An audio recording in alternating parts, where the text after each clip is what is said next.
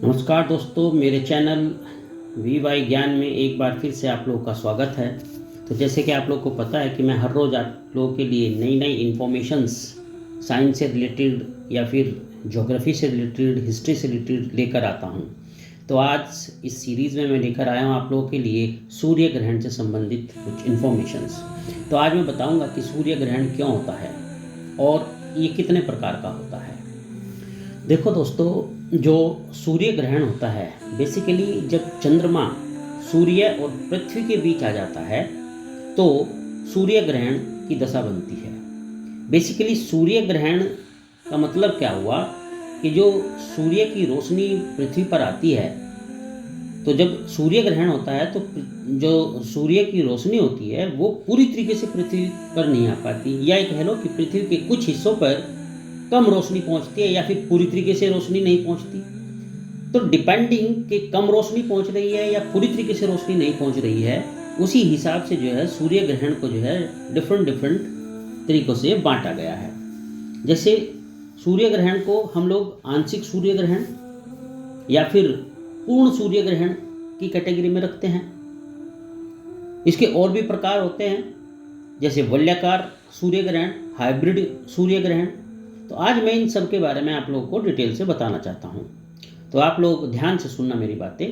तो मैंने जैसे बताया कि जो सूर्य ग्रहण होता है, जब चंद्रमा सूर्य और पृथ्वी के बीच आ जाता है तो सूर्य की कुछ रोशनी जो है अर्थ पर नहीं पहुँच पाती। इसी फिनोमिना को हम लोग कहते हैं सूर्य ग्रहण। अब देखो, सूर्य ग्रहण कई तरीके का होता है।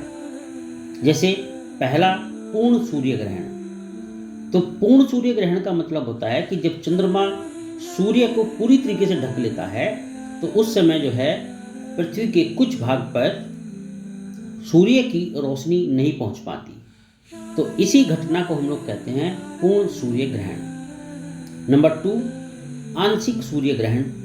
अब आंशिक सूर्य ग्रहण जैसे इसका नाम ही बताता है, यानी आंशिक रूप से सूर्य की रोशनी अर्थ पर पहुंचना। अर्थात जो चंद्रमा होता है, जब चंद्रमा पृथ्वी और सूर्य के बीच आता है तो सूर्य के कुछ हिस्से को ढक लेता है। मतलब सूर्य को पूरी तरीके से नहीं ढकता, उसका कुछ पार्ट ढक लेता है, जिससे कि पृथ्वी के कुछ हिस्सों पर रोशनी पूरी तरीके से नहीं पहुंच पाती, बल्कि ये कहो कि आंशिक रूप से पहुंच पाती है। तो इसी को कहते हैं हम लोग आंशिक सूर्य ग्रहण। एक होता है वलयाकार सूर्य ग्रहण। अब ये वलयाकार सूर्य ग्रहण का मतलब क्या होता है? देखो, वलय का मतलब यानी अंगूठी, यानी जब चंद्रमा सूर्य को इस तरीके से ढकता है कि वो अंगूठी की तरीके का दिखाई देता है, यानी सूर्य जो है एक अंगूठी की तरीके का दिखाई देने लगता है, तो इसी घटना को हम लोग कहते हैं वलयाकार सूर्य ग्रहण। मेरी बात आप लोग को समझ में आ गई होगी। और एक होता है हमारा हाइब्रिड सूर्य ग्रहण।